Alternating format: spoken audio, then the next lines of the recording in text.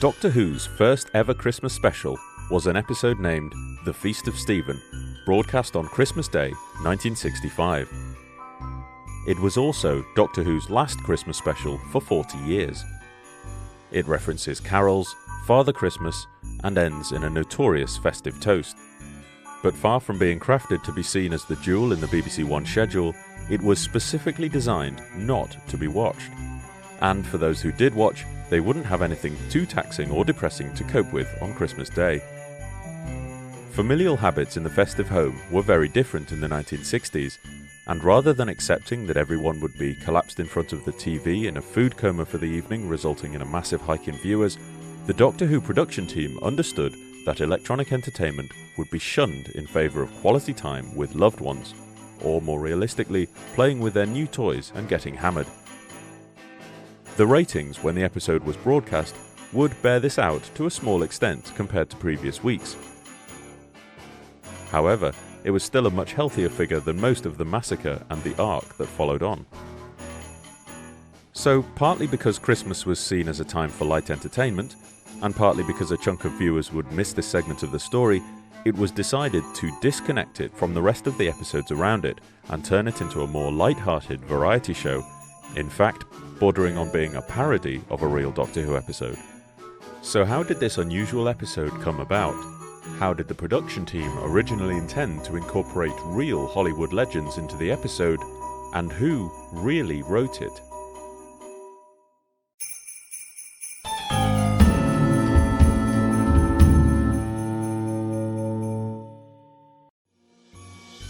The fourth Dalek serial had originally been commissioned in the spring of 1965 to be a 6-part adventure, which would have concluded on the 18th of December 1965. Had this remained the case, then a 4-part adventure would have followed it, episode 1 of which would have fallen on the 25th of December, and that would have been the first ever Christmas Day episode of Doctor Who. Or perhaps the need for light entertainment or the fear of low ratings would have led to a completely standalone episode, followed by a 3-parter. Personally, to keep with the religious theme, I like to think that they would have used the story that producer John Wiles once pitched, in which a massive face appears in space outside the Tardis, claiming to be God. But it was not to be, because in May of 1965, instructions came down from on high, within the BBC, not from God, that Doctor Who just jolly well needed more Daleks. The decree was made to double the length of the fourth Dalek serial to a whopping 12 episodes, which would drag on right to the end of January of 1966. The Christmas episode now sat squarely in the middle of the behemoth of a Dalek story. Terry Nation had originally been scheduled to write the serial alone when it had been 6 episodes, but when the duration doubled with the same deadline, there was no realistic option except to bring in a second writer to produce the other set of 6 episodes. That writer would be Dennis Spooner, who was about to leave his post as story editor and could therefore contribute his own script under the new story editor, Donald Tosh. By the second week of June, Douglas Camfield was slated to direct, and boozy meetings took place between him and the other 4 players, the writers Nation and Spooner, the story editor Tosh, and producer John Wiles. Tosh says it was he who suggested that the first episode of Spooner's Half, which fell on Christmas Day, should be a spoof of the popular TV police series Zed Cast. The exact reasoning for this is unclear, since Zed Cast was not exactly a family-friendly show. But Spooner then swapped his festive episode 7 so that it could be written by Terry Nation instead, and Spooner would take episode 6. So rather than a clean divide of 6 and 6, this meant that Nation and Spooner's scripts alternated in the middle for a few weeks. Nation wrote up the story outline for the whole of Dalek's master plan, including the contribution from the others and ideas for the festive frolics, and it was accepted on the 16th of July 1965. Nation persistently misspelled Stephen's name, like this, with a PH, and he therefore thought it was a tremendous wheeze to make the title of the episode a play on the feast day mentioned in the Christmas carol Good King Wenceslas. But with the episode title changed to the name of the companion rather than the saint, and with no actual feast for him in the episode, the merits of this pun become increasingly doubtful. On the 20th of July, Douglas Camfield wrote to composer Tristram Carey, and the letter mentions an element of the Christmas episode, visiting Hollywood in the 1920s, to stimulate the composer's creativity with the promise of the story holding some interesting variety. The initial concept for the first half of the Christmas episode was that it would parody the Keystone Cops, who were a bunch of fictional, incompetent policemen who appeared in short, silent film comedies mainly between 1912 and 1917. They initially starred in their own movies, but were shifted to supporting other comedians such as Charlie Chaplin and Fatty Arbuckle. Nation's idea was not just to emulate the style of these silent films, but to use actual footage and intercut it with shots of the Doctor Who cast. So for instance, he suggested we could see Vicky in close-up tied to some railway tracks. Although this wasn't a feature of the Keystone Cops, it instead came from the 1913 film Barney Oldfield's Race for Life, one of the very few instances of this famous setup. The damsel in distress on the train tracks never really happened in serious silent films, only in movies like this which spoofed the genre. It was popularised later as if it had always been a staple of silent film. For example, it was included when The Perils of Pauline was remade with sound in 1947, but it didn't happen in the original. Once Victor Reitelis got hold of the script for episode 7 around the end of July, he worked on a breakdown for it, and in his requirements he noted that he would need to look for film of the Keystone Cops. However, there was a meeting in the first week of September when it was decided they would drop the idea of using actual Keystone Cops footage, and Tosh extensively rewrote the script so it would merely be an homage to those films. The second half of the Feast of Stephen would be the Zed Cast Parody, and it was hoped that the regular cast of the popular police show would portray the same characters. On the 6th of September, Camfield's secretary Francis Alcock put together a cast sheet which included the possible fees that each actor would receive. The BBC was one of various institutions that still retained the use of the guinea as currency long after the coin itself was withdrawn, and 1 guinea was equivalent to £1 and 1 shilling. It was believed to have a more professional or aristocratic overtone, and so was retained in certain quarters, and it's still used today in the sale of racehorses. At this stage of the production of the Feast of Stephen, they were pricing up the cost of paying real Zed Cast actors. Their most expensive guest star for the rest of Masterplan was Peter Butterworth, playing the meddling monk, whose fee was far higher than any of the other guest cast, and they set aside a generous allowance of nearly 500 guineas to secure the 4 lead actors from Zed Cast. The character names noted here refer to David Graham, played by Colin Welland, Bert Lynch, played by James Ellis, PC Fancy Smith, played by Brian Blessed, and PC Jock Weir, played by Joseph Brady.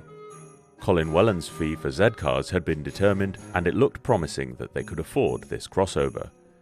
Director Douglas Camfield had wanted to use the Zed Cast sets as well as the actors, which would save money, but unfortunately the producer of Zed Cast, David Rose, was not keen on the idea of Doctor Who using any of his programme's elements, probably because their supposed last ever episode was due to be broadcast 4 days before Doctor Who. It would have undermined their show's true ending somewhat if the characters had re-emerged almost immediately in a considerably more frivolous setting. As a result, the police in question defaulted to being generic officers, but retained their regional accents, which were akin to those in Zed Cast. Following rewrites, William Hartnell received copies of the script in November, and he expressed dissatisfaction with it. Wiles wrote back on the 16th of November saying that he agreed the script had problems and they were reworking both episodes 6 and 7 at the same time. He explained that the scripts had been finished in a rush in order to give the design department something to work from. Donald Tosh has famously said that Nation rather let the side down somewhat in terms of the amount of pages he delivered, and this situation is something we'll be looking at in detail for the rest of Masterplan in a forthcoming video. But for now, let's focus on the Christmas episode. What material did Nation write, and what did Tosh have to add? And who was the third uncredited writer on this episode? So let's go through the episode scene by scene and look at what Nation wrote in his draft script when he assumed he was writing for the Zed Cast.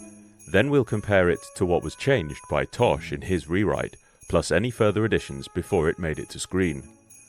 Sadly, this episode is one of the 97 that are missing from the archives, and there are not even any surviving clips. We do, however, have the audio of the broadcast, and 15 photographs taken from a television screen on the day of broadcast, but more on that later. As substitute visuals for the episode, we'll steal some shots from the brilliant reconstruction by Loose Cannon, which is highly recommended. But just to confuse you, we'll also use various other slides and clips to portray concepts and scenes which didn't make it into the broadcast episode. When Nation came to write his festive draft scripts, he changed the order of the two skits so that the north of England was the first place the Tardis lands. No, but just look at those dials. Look! Now, do you know what that means? If either of you went outside, it would be extremely dangerous. The whole atmosphere is entirely poisonous. This ending was added to the climax of episode 6 when Tosh performed his rewrites once he knew how Nation's Christmas episode started. However, Nation never saw it as a potential cliffhanger, and in his writing of the opening of the Feast of Stephen, the situation was assessed rather more calmly. In Nation's original version, the Doctor checks the instruments and notes that outside there is pollution, smoke and grime. He tries the scanner, but it doesn't work, and says they must go outside if they want to see. Material which didn't make it to screen at all was what appears to be gratuitous padding as the Doctor pontificates on the ever-present uncertainty of opening the TARDIS doors, but this is actually to build up the tension to reveal the shocking threat outside, providing the subversion of expectation and the rather weak joke as the terrible foe outside the ship turns out to be a senior-rank uniformed Zed Cast character. Bear in mind that anything written by Nation assumes they will have the real Zed Cast stars. Nation's humorous introduction of the police officers, who are singing and wishing they could charm birds out of coffee bars, was kept, and makes it to screen, completely intact in the final version. Gathering winter fuel. But in this earlier draft, the scene with the police was broken up by inserts which were written out later, in which the Doctor, Sarah and Stephen are peering through a crack in the TARDIS door, wondering how to deal with the police. Sarah offers to kill them. In Nation's version, before it was changed, the TARDIS is almost completely blocking the entrance to the police station, requiring the officers to squeeze in round the back. And because he thought he would have the Zed cast, one character name-checks Inspector Barlow. Both the obstacle and the character name are removed by Tosh doing his rewrite, and he changes the interior TARDIS scene to one in which the crew are arguing about the dangers of going outside due to air pollution. And just why, if it isn't safe for us, is it safe for you? Will neither of you understand? For heaven's sake, let's go and fix the scan. No! The Doctor's final line of the scene and Stephen's retort were both added by the mystery third contributor, and his additions will become more significant as the episode goes on. This uncredited writer was the director, Douglas Camfield, a multi-talented individual who had been with Doctor Who since the first episode and would submit his own story ideas numerous times down the years. His written work on the Feast of Stephen can be distinguished in the changes to the camera script because he famously used a portable typewriter which produced a slightly smaller typeface, and this can be seen in the script pages, although we'll never be able to say for certain whether the director himself came up with all these lines or if some were suggestions by the cast in rehearsals, which he merely committed to the page. Here are Camfield's own words from a DWAS interview in 1979. Donald Tosh did an immense amount of work on the scripts, but we had to continue the process in rehearsal. There was a lot of rewriting which had to be done at a director/actor level to make the scripts work. The next scene in the broadcast version is entirely from Nation's draft. See that? See what? That then? What then? That door! That door? It opened! Did it? There's a bloke in there. Before Tosh inserts another scene in the TARDIS concerning the word police. No police. Police. Camfield again inserts a couple of lines. In Nation's draft, material which was later removed had the Doctor glancing out of the TARDIS to be overcome by the alluring smell of fish and chips, while Sarah and Stephen shudder at the stories they've heard of Earth food in the days before Vita pills. Nation then had the Doctor being confronted by the two constables, and there's an exchange about his clothing, and he explains the police box is for time travel, and the police assess that he's a nutter. This dialogue would be kept, but pushed back later in the episode, and with more material added. The simpler, earlier draft had them joined by an inspector outside, and although Nation has name-checked Barlow, he does mention it could also be the character of Watt. Nation's version of the interrogation had some dialogue about the planet Varga, and a few more lines before Sarah comes to the Doctor's rescue by using some Avengers-style moves to leave the police in a heap on the ground, allowing for them to escape. That's the Avengers with Emma Peel, not Natasha Romanoff. The TARDIS dematerializes, leaving the three policemen bewildered, but Inspector Barlow finds it especially hard to cope with the evening's events, and he laughs manically before breaking down into tears. This ends Terry Nation's very short visit to the world of Zed cars, and he then wrote a scene, which was ultimately replaced, in which the TARDIS crew take stock and discuss Sarah's fighting skills and fish and chips. What's particularly nice about this lost scene is that it establishes a bit of the TARDIS's mechanics. If the ship hasn't fully recharged before it takes off again, then it can only travel a short distance before it lands again, which is why the ship's next destination is still 20th century Earth. In the Tosh redraft, all the talk of fish and chips is removed, and the interrogation of the Doctor is pushed back a few scenes. It's Donald Tosh who creates the curious new scene in which an unnamed man makes a complaint about his greenhouse moving, perhaps intended to be a meta-reference to the programme's other strange older gentleman having problems with his blue house moving, who knows. But it's then director Douglas Camfield who rewrites almost half the dialogue in that scene. It's also Camfield who adds the first of the episode's fourth wall-breaking moments, in which the Doctor recognises the actor playing the man who's making the complaint. Haven't I seen your face before somewhere? Where? Yes, of course, I remember now. Yes, the marketplace at Jaffa. Because Reg Pritchard had previously played Ben Dahir in The Crusade, which was also directed by Douglas Camfield. And this is the reason for the Doctor's line that he's seen the man before in the marketplace in Jaffa. In the rewritten version, the interrogation scene now takes place at this point and is moved indoors. I've heard of a housing shortage, but I never knew it was so bad you'd have to spend Christmas in a police box. Oh, Christmas. Oh, is it? Of course. Yes. It's Camfield whose writing starts things off again, with the inspector trying to ascertain the Doctor's nationality. Scottish? No. Are you Welsh, then? Before providing the famous line, Well, I suppose you might say that I am a citizen of the universe, and a gentleman to boot. There's even more dialogue by Camfield which is cut from the final episode, in which they ask if the Doctor is a door-to-door brush salesman or wearing fancy dress. If I had to speculate, I might wonder if this irreverent material about the Doctor is what Hartnell objected to in his letter to producer John Wiles, hence it being cut. We then revert back to Tosh's new material, with Stephen conveniently finding a police uniform and impersonating an officer, as the man continues to make his complaint. And now they've been and gone and moved it again. Back in the interrogation room, we return to Nation's original dialogue about the Doctor being a nutter, which had been moved from earlier in the episode. It is a machine for investigating time and relative dimensions in space. He's a nutter. It's straight from a funny farm, if you ask me. Before Tosh writes a new scene with Sarah emerging from the TARDIS, where she explains to a policeman that she has to fix the scanner eye.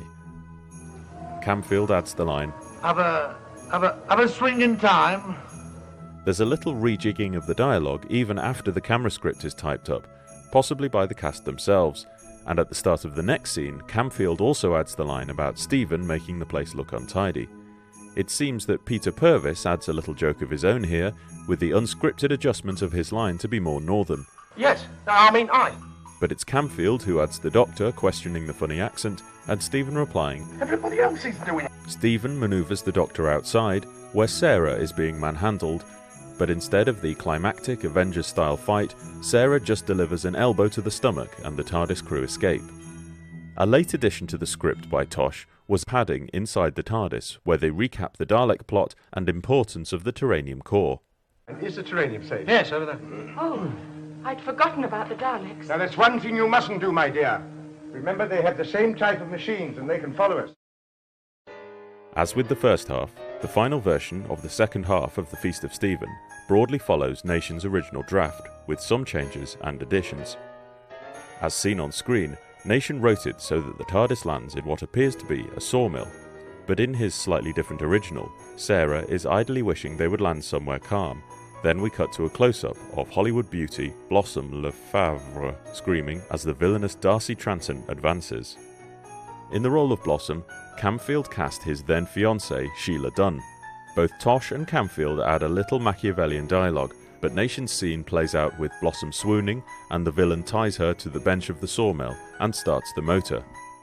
At which moment, the three time travellers appear and leap to her rescue, with Stephen knocking out the villain. Blossom reacts by slapping the Doctor in the face.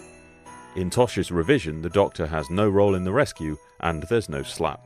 The fictional film director, named Steinberger, yells cut, and the sawmill is revealed to be a film set. The three principals run for it, with Stephen and the Doctor escaping, and the cornered Sarah using more martial arts skills to deal with the men trying to restrain her. Steinberger finds this sensational and wants to put Sarah in his next movie. Tosh tweaks this sequence so it's both Sarah and Stephen who impress him, and a little extra dialogue for Steinberger is added. There are then a couple more lines for Transon, devised on the day of recording and therefore not in the script at all. Nation wrote the section where the Doctor and Stephen find a wardrobe department and, for reasons unclear, emerge dressed as Keystone Cops. Tosh adds in that Charlie Chaplin also emerges from the door. The Doctor and Stephen are assumed to be performers and roped in to shooting a sequence.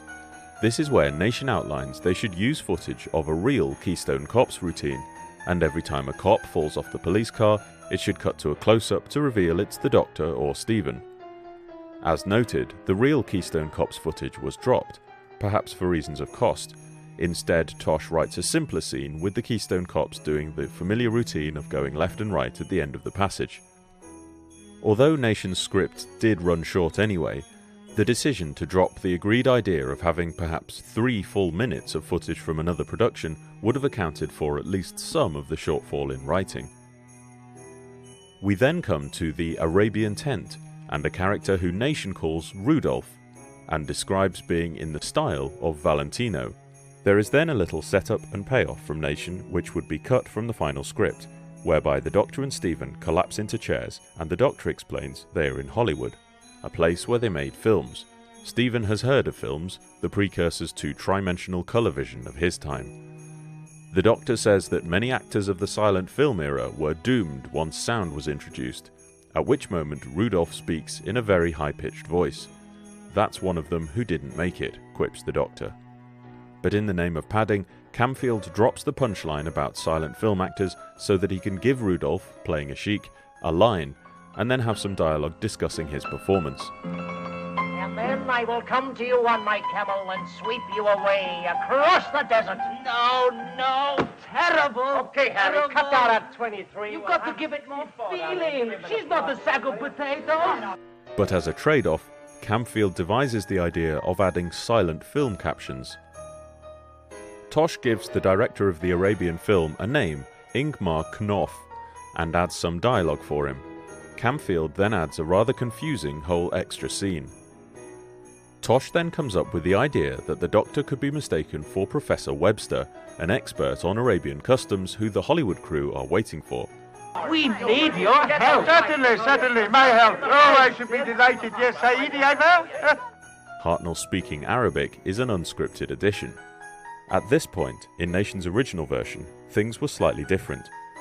As the scene starts shooting, Sarah emerges from hiding in the chest and knocks out Rudolph. A melee ensues, and the three heroes escape as the tent collapses in chaos. In Tosh's elongated version, the Doctor declares that the design of the chest is wrong for the period, and when he raps on it, Sarah emerges, and he leads her away. The Doctor says that they've got to get back to the Tardis, and Hartnell ad-libs his own contribution. Sarah, where have you been? I don't know, but a strange man kept telling me to take my clothes Now, come off. along, we must get back to the TARDIS. This is a madhouse. It's all full of Arabs. Nation writes the main characters crashing back into the sawmill set just as another take is being done, and then they flee to another location. But Camfield writes a new scene with Steinberger trying to placate his female star, and in doing so, the real director was giving his real fiancée much more screen time. Nation's original version of the climax to the Hollywood farce was very different. He had the escaping trio arriving in a kitchen set, critical for what comes next. a slapstick comic is sitting glumly and explains to them that he needs an ending for his picture. Looking around the kitchen, the Doctor comes up with the solution and pushes a pie into Stephen's face. The comic is delighted with the concept and similarly tries to get the Doctor, who steps aside and the pie hits Sarah. The rest of the pursuing cast burst in, and within moments the whole room is engaged in the battle, with only the Doctor remaining unhit in the custard carnage. The time travellers make their exit, and in Nation's version of the final scene in the Tardis, the Doctor says the ship is fully charged and that they're on their way. He turns to his companions, and they each slap him with a custard pie. As the TARDIS flies through space, we hear echoes of laughter. In Tosh's revised script, partly rewritten by Camfield, the scene with the comic ends outside the TARDIS instead, and the mess and potential complexities of Nation's finale are avoided by completely removing the pie fight. In Tosh's rewrite, the comic says that custard pies have already been done by Chaplin, and he complains about his career problems as the Doctor tries to get into the TARDIS. All the time they want something new. New jokes, there aren't any. Finally, the comic says that he'll become a singer instead, revealing that his name is Bing Crosby. The role of Bing Crosby was played by Robert Jewell, and it's thanks to him that we have these off-air photographs of the broadcast, as he was keen to keep a record of his appearance. This piece of casting was another meta-reference for the Feast of Stephen, because Jewell featured in the rest of Dalek's master plan in his usual capacity as a Dalek operator.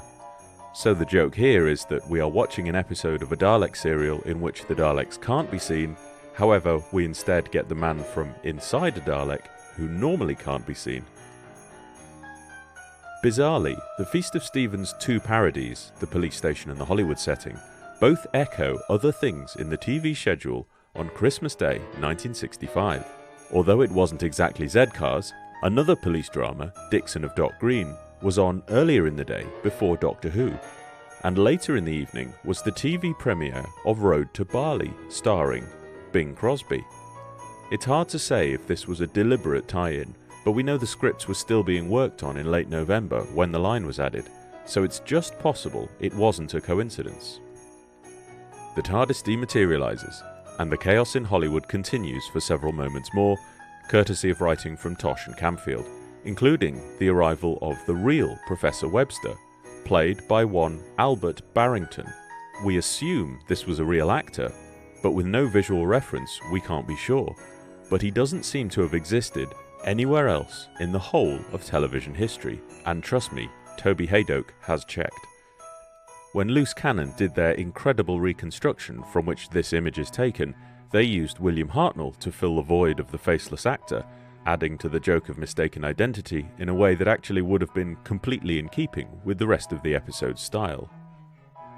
Tosh rewrites the final TARDIS scene too, since the custard pies have been removed, and he has the Doctor bring in some drinks. What's this? Well, we so rarely get a chance to celebrate, but this time we must. Reminding Stephen and Sarah that it was Christmas when they visited the police station. So here's a toast to you both, to us all. Happy Christmas, writes Tosh. But then Camfield adds another fourth wall break, writing in that the Doctor should come into close-up and say, incidentally, a happy Christmas to all of you too. But when recorded, the moment that would go down in history, Hartnell changes the line slightly to, Yes, here's a toast. A happy Christmas to all of us. Same to you, Doctor. Sarah. Incidentally, a happy Christmas to all of you at home. When Tosh was interviewed 12 years later, he said that Hartnell's message to the viewers was not in the script, and said it was just thought up on the spot. But we know this isn't true, because aside from the last two words, it was typed up by the director. Camfield said, in an interview at the same time, that the toast to the audience was Hartnell's idea, which could be true if it had been suggested during rehearsals, but the fact that it was in the script, and that Camfield wrote up the camera instructions for it, shows that it was rubber-stamped.